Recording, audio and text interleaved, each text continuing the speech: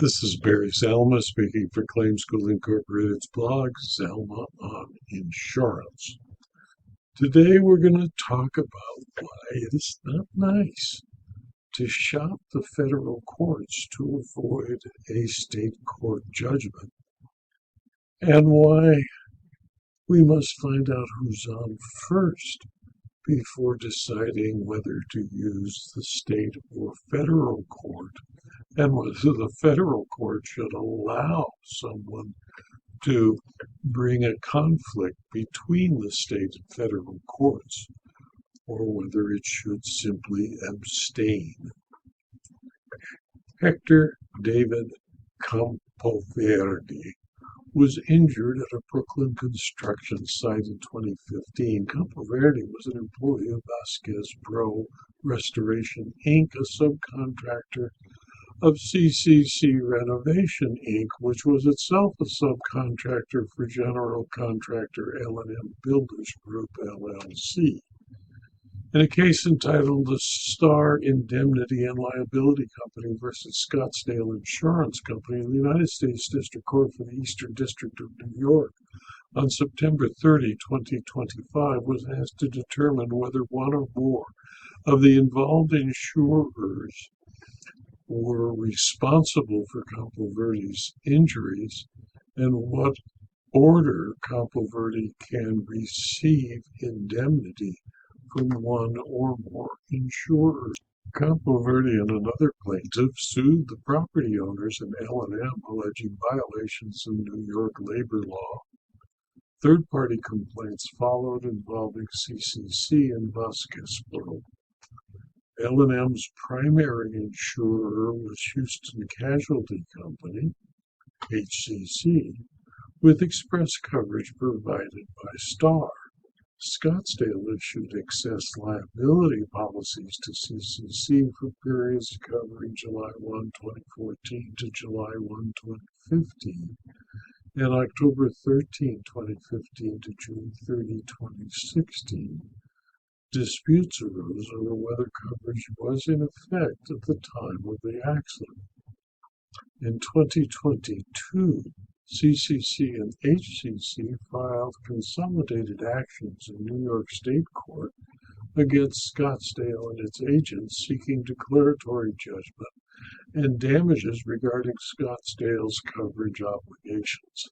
The state court denied Scottsdale's summary judgment motion, finding triable issues of fact regarding coverage. Scottsdale appealed, and the appeal is pending. On March 3, 2024, Starr filed a federal declaratory judgment action against Scottsdale, seeking declarations regarding coverage under the Scottsdale policies and claims of unjust enrichment. The court found significant overlap between the federal and state actions, with the core issue of Scottsdale's coverage obligation actively litigated in state court. Exercising federal jurisdiction, therefore, risks contradictory findings and inefficiency, especially since state law issues predominated. Although Starr was not a party to the state action, its interests aligned with HCC, and the state court could resolve the key issues. The trial court was bound by several factors a court should consider when evaluating whether to abstain from hearing a claim for declaratory relief, including 1. Whether the declaratory judgment sought will serve a useful purpose in clarifying or settling the legal issues involved. 2. Whether such a judgment would finalize the controversy and offer relief from uncertainty. 3. Whether the proposed remedy is being used merely for procedural fencing or a race to res judicata. 4. Whether the use of a declaratory judgment would increase friction between sovereign legal systems or improperly encroach on the domain of a state or foreign court. 5. Whether there is a better or more effective remedy. And 6.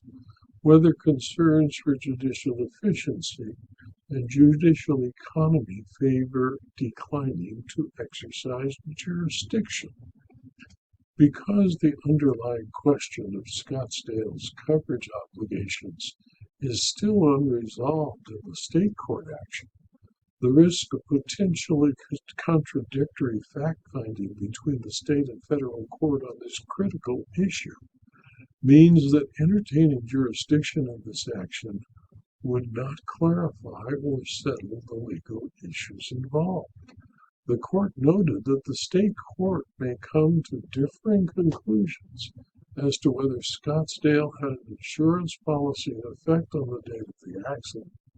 The overlap indicates that this action may be an attempt at procedural fencing or a race to a res judicata finding, and that exercising jurisdiction would improperly encroach on the domain of the state court. The district court chose to stay rather than dismiss this action pending the resolution of the state court action. Therefore, defendant's motion to dismiss was denied, but its request for a stay in the alternative was granted.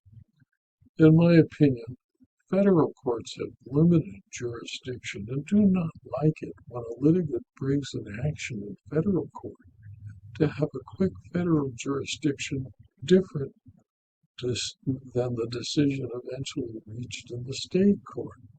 The district court refused to be a party to legal and procedural shenanigans and stayed its case until after the conclusion of the state court, so that there will be only one state of facts about the applicable insurance policies. This video was adapted from my blog, Salmon Insurance, which is available free to anyone who clicks on the URL salva.com/blog. You can subscribe to the blog, and if you do, you'll have access to the more than 5,200 blog postings and will receive notice of every blog posting, usually 5, sometimes 6 a week. Please tell your friends and colleagues about this blog so that they who can subscribe to the blog and the videos on YouTube and rumble.com. Thank you for your attention.